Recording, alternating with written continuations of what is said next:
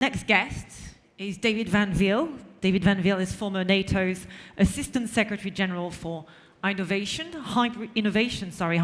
Cyber, and is currently serving as Minister of Justice and Security of the Dutch government. So over to you, Minister, and thanks for being with us today.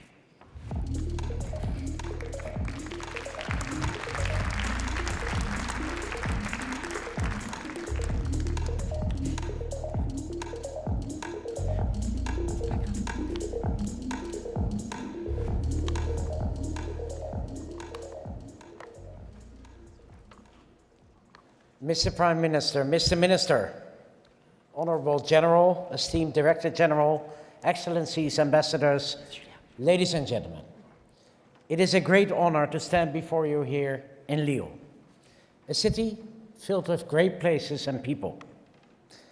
And one of these great places is the entrance to the Lille Zoo.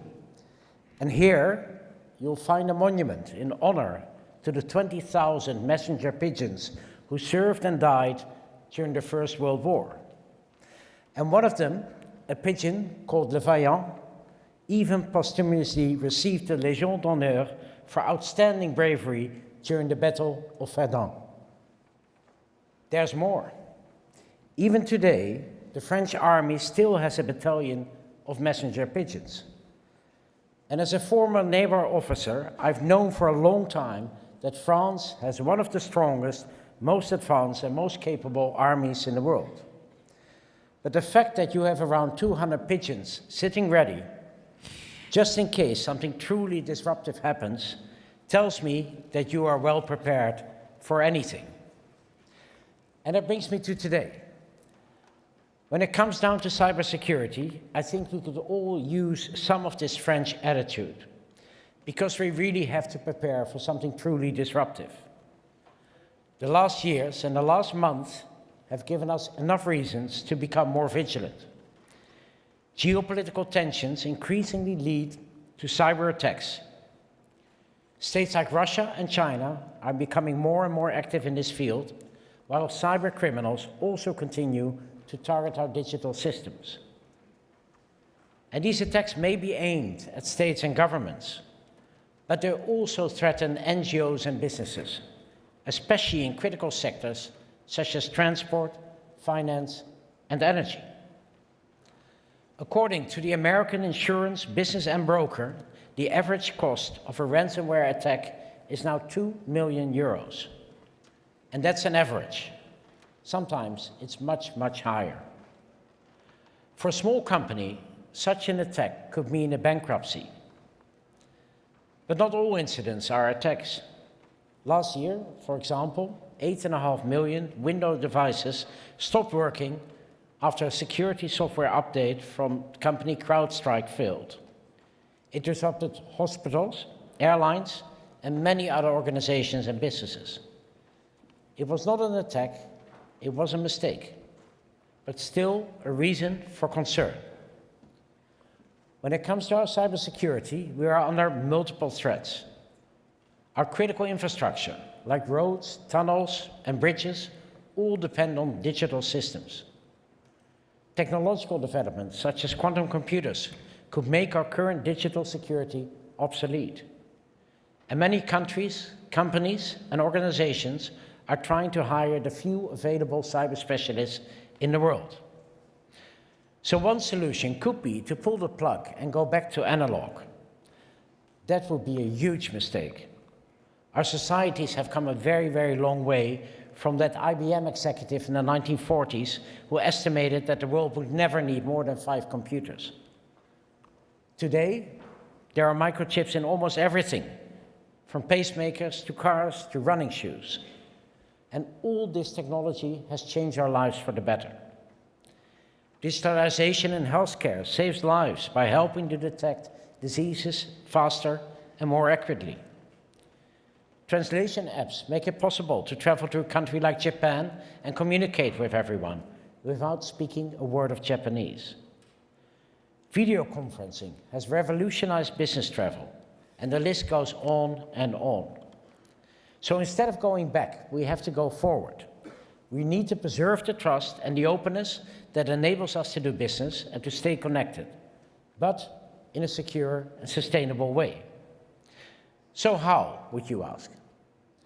The answer, in my opinion, is threefold. We have to start with awareness. In the Netherlands, for example, we want cybersecurity and the seriousness of today's threat to be on everyone's mind. And we want everyone to contribute to keeping the Netherlands digitally secure. Knowing that we're all at risk is a first step. And knowing what to do when an incident occurs is the next step. So the second thing we need to do is to become resilient for cyber attacks is to have a plan.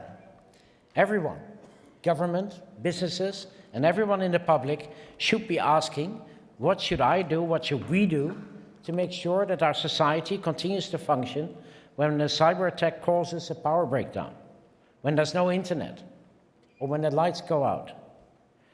To minimize the impact of a disruption, good preparation is key. And in the Netherlands, we ask businesses to make sure that they know who to call in case of an attack. Whether that's a cybersecurity company, the police, or the National Cybersecurity Center. Like we also ask people to have enough water, battery power, food and cash at home to make it through 72 hours, we urge everyone to think hard and make their own cybersecurity plan. And that brings me to the final thing that we need to become resilient, and that is action. Action to fight cybercriminals and to withstand attacks. For this, we need strength. And since you're much stronger when you join forces, we have to work together. France, for example, helpfully shared information about how you kept the Summer Olympics secure last year. And your best practices now help us in the Netherlands take action to host a safe and secure NATO summit coming June. I also expect a lot from our cooperation in Europe. The EU is investing heavily to scale and strengthen its defense system, including cybersecurity. And what's more, the EU Cyber Resilience Act will become effective within the next 2 years. These new rules protect consumers by ensuring that products that are made and sold in the EU meet our cybersecurity standards.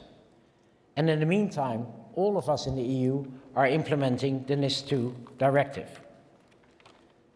With these guidelines, we are asking governmental organizations and businesses to take appropriate action to become resilient to cyber attacks and to let us know when incidents happen so that we can help them and that we can learn from them. Pinning down the ever-changing field of cybersecurity in rules and regulations has been challenging, but I think that we've made great progress here in Europe. We also need to guide talented people in secondary and higher education. And that's why I'm glad that France and the Netherlands are kicking off the Young Talents Cybersecurity 2025 program here during this conference, offering young people the opportunity to work with cybersecurity experts and perhaps pursue a career in this field. By doing all these things and more, we make sure that people continue to trust digital products and services so that we can move forward and continue to change our lives for the better. In conclusion, I truly hope that you will all use this forum to meet new people, make connections, and prepare for something truly disruptive. And when you go home, I hope you will do your best to urge people to become more aware, make a plan, and take action, with or without the help of pigeons. Thank you and have a great conference.